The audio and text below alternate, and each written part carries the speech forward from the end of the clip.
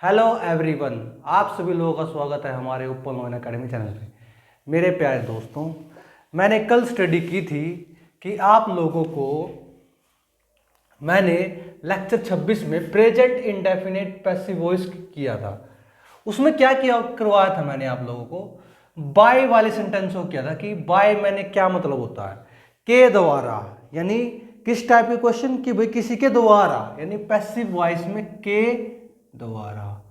आज हम ऐसे सेंटेंसों की स्टडी करेंगे जिसमें के द्वारा नहीं होंगे, उन सेंटेंसों की स्टडी करेंगे जिसमें विदाउट बाय का प्रयोग करके हम प्रेजेंट इंडेफिनिट पैसिव वॉइस बना सके, क्योंकि कंफ्यूजन मोस्टली इधर से ही क्रिएट होती है, बाय में कोई कंफ्यूजन कभी क्रिएट होती ही नहीं मेरे प्यारे दोस्तों। इसके साथ साथ हम स्टडी कर रहे हैं अपनी सब्जेक्ट वर्ब प्लस ऑब्जेक्ट की तीनों की एक साथ, लेक्चर अपना 27 में। तो कॉन्सेप्ट स्टार्ट करते हैं। मैंने आप लोगों को कल करवाए सारे के सारे कौन से लेक्चर में, लेक्चर 26 में passive present indefinite passive voice complete with the use of by. अब हम स्टडी करें किसकी, विदाउट बाय। कैसे स्टडी करेंगे, कैसे आइडेंटिफाइड करोगे आप सेंटेंसों को कि भाई इसमें बाय लगेगा, इसमें नहीं लगेगा बाय, और वो किस में होगा, पैसिव वॉइस में होगा। तो आप इस चीजों को कैसे आइडेंटिफाई कर पाओगे, ये मैं बता रहा हूं आप लोगों को। हर एक एग्जाम में आएगा भाई 5 से 6 नंबर का, सीजीएल हुआ, कहीं हुआ, आइलेट्स हो, कहीं हुआ, आइडेंटिफाई करना सब्जेक्ट को, सेंटेंस को, सॉरी। तो जो पहला वाक्य है इसको पढ़ो, क्या क्या कर रखा है इसमें। मैं जैसे कि आप लोगों को कराता हूं how to translate into English, यानी एंग्लो हिंदी को, क्योंकि मैंने जो प्रीवियस लेक्चर उसमें मोस्टली क्या करवाया, इंग्लिश में कराया। आज मैं सोच रहा हूँ थोड़ा हिंदी बच्चों स्टूडेंटों के लिए भी कुछ दूंगा इसमें।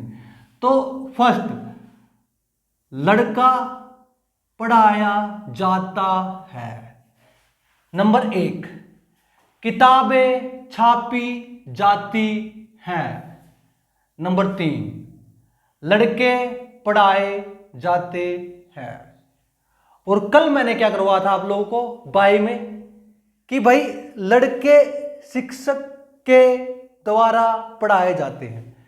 एक चीज का आप लोगों को ध्यान रखना है, के द्वारा,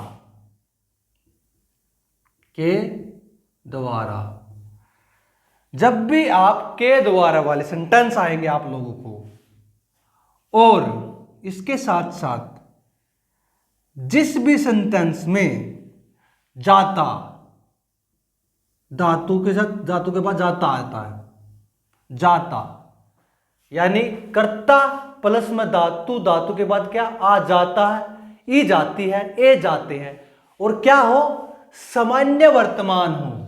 ये क्या सारे के सारे प्रेजेंट में है, प्रेजेंट में। मेरे प्यारे दोस्तों ध्यान से देखो ना, सेंटेंसों को समझने की कोशिश करो कि सारे के सारे प्रेजेंट में है, ना को पास्ट में है। इसलिए तो मैं करवा रहा हूं present indefinite passive voice tense without by. By का केस मैंने अपने प्रीवियस लेक्चर में कराया, बार बार कह रहा हूं मैं।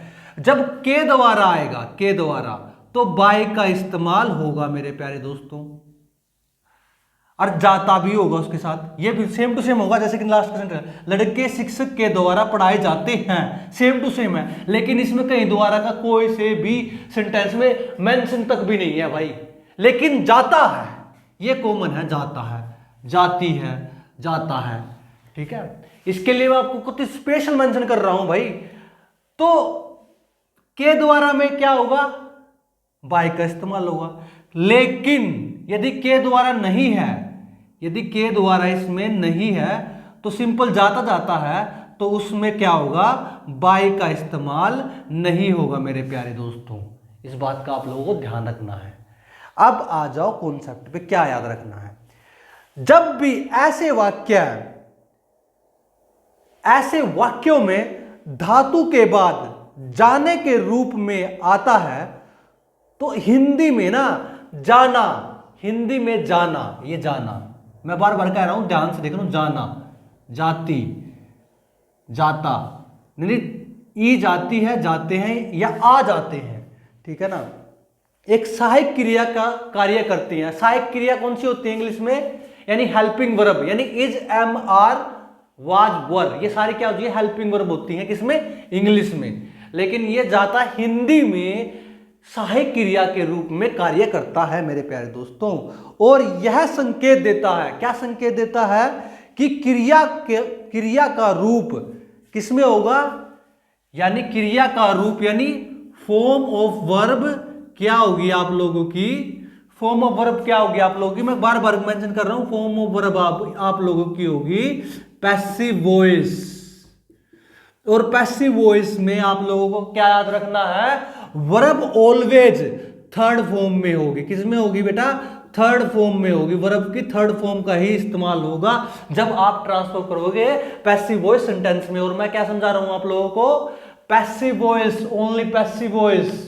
ठीक है मेरे प्यारे दोस्तों, क्या कैसे पहचानोगे भाई ये पैसिव वॉइस सेंटेंस है, जिसमें जाता आएगा, किसका आएगा, जाता आएगा, यानी कर्ता, यानी सब्जेक्ट के बाद धातु, धातु के बाद क्या आएगा, आ जाता है, ई जाती है, ए जाते हैं। तो ऐसे सेंटेंस में, जो ऐसे वाक्यों में किसकी ओर संकेत करते हैं आप लोगों को, पैसिव वॉइस की ओर संकेत करते हैं। और पैसिव वॉइस की ओर संकेत करने के कारण वर्ब की कौन सी फॉर्म का इस्तेमाल होगा, इसमें थर्ड फॉर्म का इस्तेमाल होगा मेरे प्यारे दोस्तों। जैसे कि अब मैं नीचे फॉर्मूले में करूंगा ट्रांसफॉर्म, इसको इज, एम, आर के साथ क्या लगेगा, वर्ब की थर्ड फॉर्म, आई के साथ क्या आएगा, एम, और आर में क्या आएगा आप लोगों को, प्लूरल आएंगे आपके जितने भी हैं। ठीक है मेरे प्यारे दोस्तों, और क्या आएगा, इज में क्या आएगा आपका, सिंगुलर आएंगे। और प्लूरल कौन से होते हैं आप लोगों के, वी, यू और दे।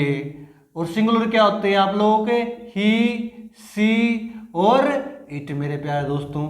अब आ जाओ नेक्स्ट।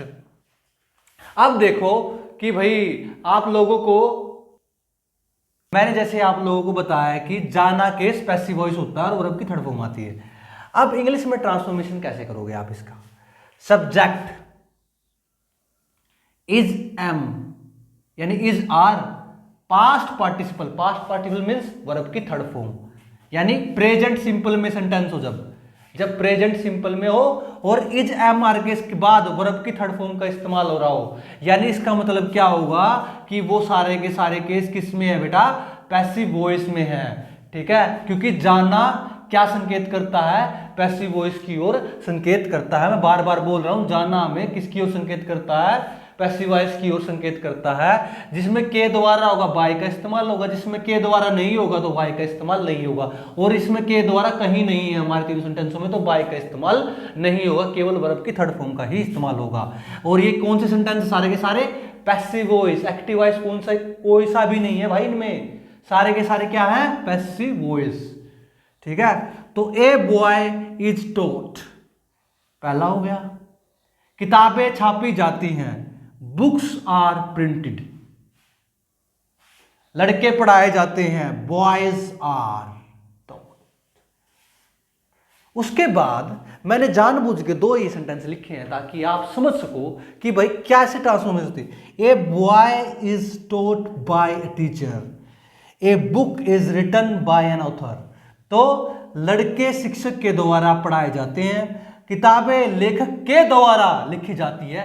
तो ये मेन डिफरेंस है मेरे प्यारे दोस्तों कि भाई आपका बाई और विदाउट बाई, और मैंने फुल एक्सप्लेनेशन आपको देने की कोशिश की है कि प्रेजेंट इंडेफिनिट पैसिव वॉइस में आप विदाउट वाई का इस्तेमाल और कैसे आइडेंटिफाई करोगे कि जाता क्या है, जाता इज ए पैसिव वॉइस की ओर आपको संकेत करता है मेरे प्यारे दोस्तों। तो करते हैं अब नेक्स्ट कॉन्सेप्ट। ठीक है मेरे प्यारे दोस्तों, सेकंड सेक्शन है, उसमें हम पैरेशियल वर्ब कर रहे हैं, यानी प्रीपोजिशन प्लस में वर्ब। तो आज हमारा क्या होगा इसमें, स्पेल आउट और stump out. Spell out means विस्तार से बताना, और स्टंप आउट दबा देना। दबा देना स्पेल आउट है। क्या होगा sentence, police spell out it plan to nab, पकड़ना, द थीफ, यानी पुलिस ने चोरों को पकड़ने के लिए विस्तार से योजना बनाई।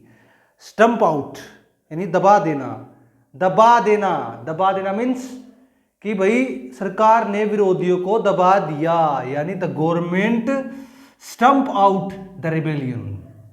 तो ओवरऑल ये हमारा पोर्शन हुआ मेरे प्यारे दोस्तों खत्म। मैं कंफ्यूजिंग वर्ड भी लाऊंगा आने वाले सेशन में, साथ ही साथ पैरेशियल वर्ब के मेरे प्यारे दोस्तों, ताकि आपकी वर्ड पावर और ज़्यादा स्ट्रोंग हो सके। तो मेरे प्यारे दोस्तों, इन्हीं 2 कॉन्सेप्ट के साथ ये वीडियो यहीं समाप्त करते हैं। कॉन्सेप्ट अच्छे लगे तो लाइक करो, सब्सक्राइब करो मेरे प्यारे दोस्तों। मिलते हैं कल नेक्स्ट लेक्चर में। जय हिंद, वंदे मातरम।